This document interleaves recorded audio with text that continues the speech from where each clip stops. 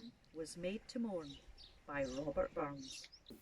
When chill November's surly blast make fields and forests bare, one evening as I wandered forth along the banks of Ayr, I spied a man whose aged step seemed weary, worn with care, his face furrowed o'er with years, and hoary was his hair. Young stranger, whither wanderest thou? Began the reverent sage. Does thirst of wealth thy step constrain, or youthful pleasure's rage? Or haply pressed with cares and woes, too soon thou hast began to wander forth with me, to mourn the miseries of man. The sun that overhangs yon moors, outspreading far and wide, where hundreds labour to support a haughty lordling's pride. I've seen yon weary winter sun twice 40 times return, and every time has added proofs that man was made to mourn.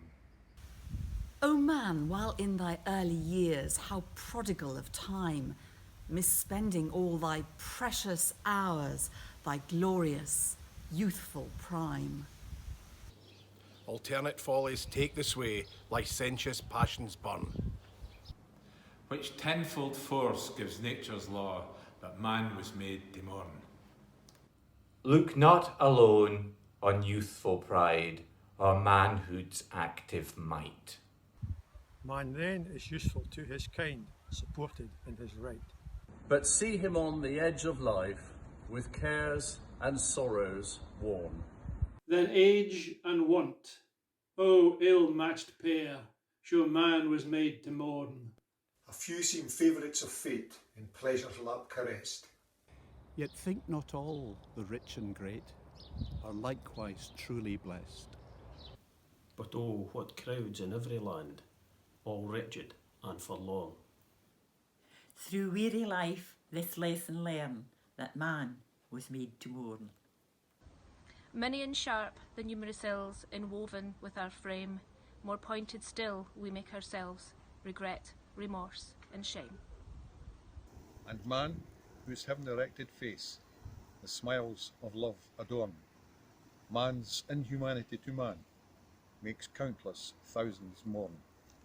See yonder poor, o'er-laboured wight, so abject, mean, and vile, who begs a brother of the earth to give him leave to toil. And see his lordly fellow worm, the poor petition spurn, unmindful, though a weeping wife, and helpless offspring mourn. If I'm designed, done lordling's slave, by nature's law designed, why was an independent wish e'er planted in my mind? If not, why am I subject to his cruelty or scorn? Or why has man the will and power to make his fellow mourn? Yet let not this too much, my son, disturb thy youthful breast. This partial view of humankind is surely not the last. The poor, oppressed, honest man had never sure been born. Had there not been some recompense to comfort those that mourn? O death, the poor man's dearest friend, the kindest and the best, welcome to the hour my aged limbs are laid with thee at rest. The great, the wealthy fear thy blow, from pomp and pleasure torn, but oh, a blessed relief for those that weary, laden mourn.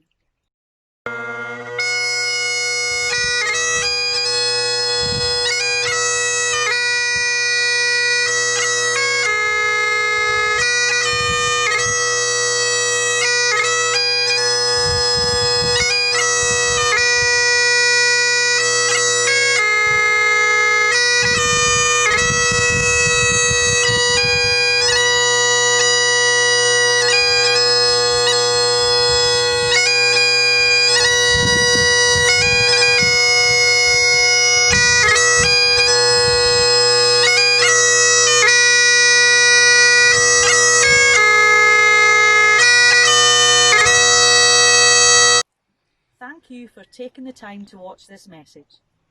I'm sure you will all agree that this has been a memorable way to commemorate the death of our national bard by coming together as a region in these difficult times.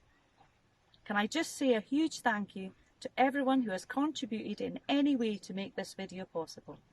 Special thanks go to Emma Harper and her husband Robertson, who are the masterminds behind it, and to immediate past President Russell Williamson and our Treasurer Jane Brown for their tireless support.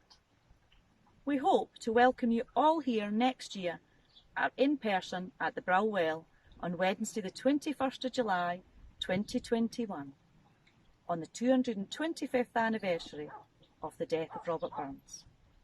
Until then, stay safe everyone.